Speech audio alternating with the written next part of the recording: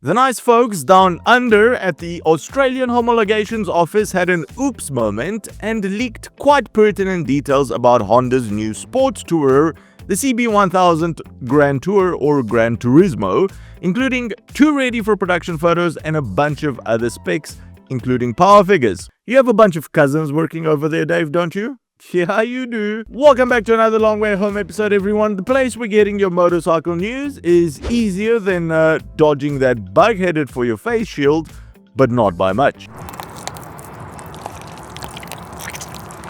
I need you to write some more of these down in the comments below so we can feature them here. If we take a look at Honda's current lineup, as far as a fun but adrenaline pumping when you want that adrenaline to pump, long distance, mile munching tourer goes, there's not really much there. Under the adventure category, we have the Africa Twin that can definitely take you anywhere on this planet, but is hardly adrenaline pumping with its 2 big cylinders. In the naked category, you do find some blood movers over there, but nothing that I would call comfortable for long distance rides. And in the touring category, you get the NT1100, basically a more comfortable and better behaved Africa Twin, and of course, the good old Goldwing, which can be very sporty with its 6 cylinders, but the price will make sure that a lot of us will never get to experience that. Alright, let's put it on to sport mode. There's a little mode button over here, sport. Now it's switched to sport mode. Look at that, it's already downshifted. Oh! Okay, that's a completely different beast. Okay. Say hello then to the Hornet-inspired 4-cylinder CB1000 GT sports tourer from Honda. But before we go into any of the details, this episode is sponsored by the Innov P1 portable tire inflator.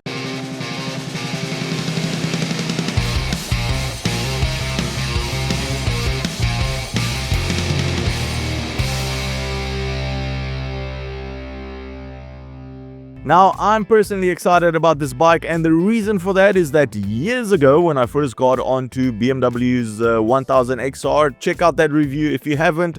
The final conclusion was that the XR definitely made the list of bikes that I would buy with my own money to sit in the garage right next to the GS, because it really was a lot of fun to ride. It brought a sneaky smile to my face every time I twisted that throttle. So here's hoping Honda pulls that off with the GT as well.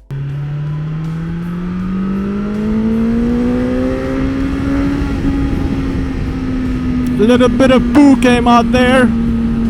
Taking a look at the photos, the first thing we can see is that the new 1000 GT is definitely built on the back of Honda's big Hornet, which was introduced earlier this year. This means that the GT also gets the same steel frame from the Hornet, which unfortunately comes with a welded subframe. This will make things a bit more difficult when it comes to repairs.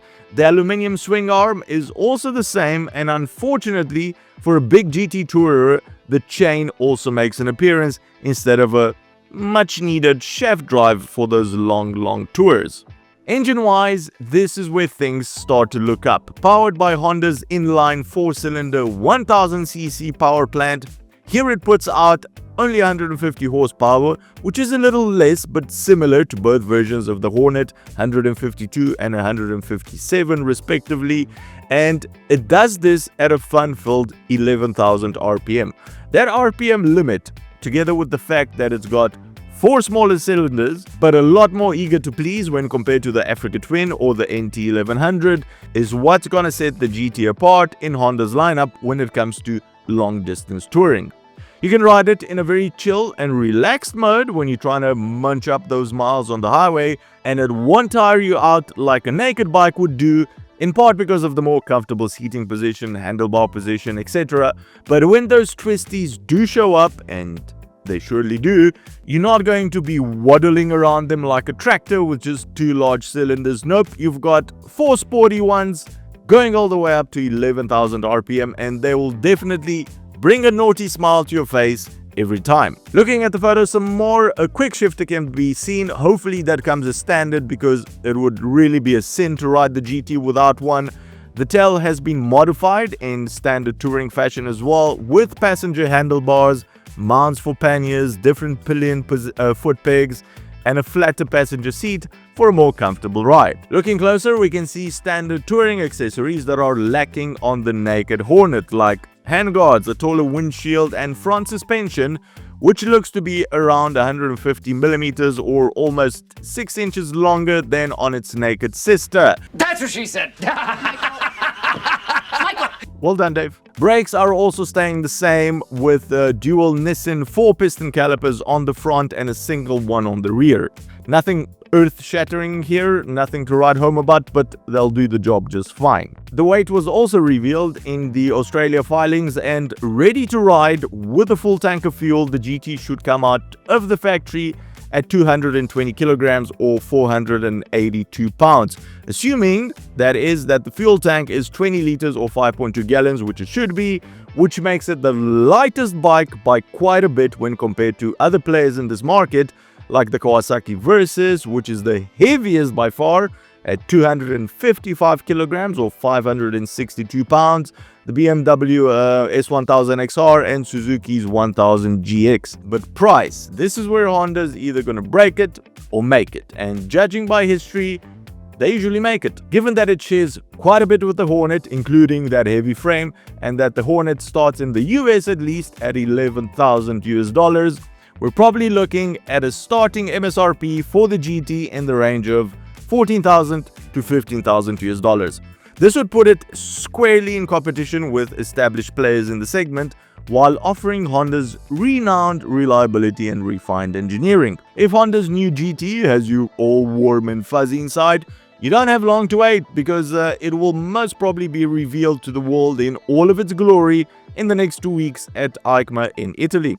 We'll keep you updated on that, so make sure you are subscribed to catch all of those juicy details. Alright, we're gonna end it off here for this one. If there's anything else that I missed that you would like to know, the comment section below is the right place for this. So head down there and also let us know if this sport touring segment is something that gets you excited, and if yes, what is your favorite bike in this segment. Don't let a flat tire out there ruin your perfectly enjoyable ride.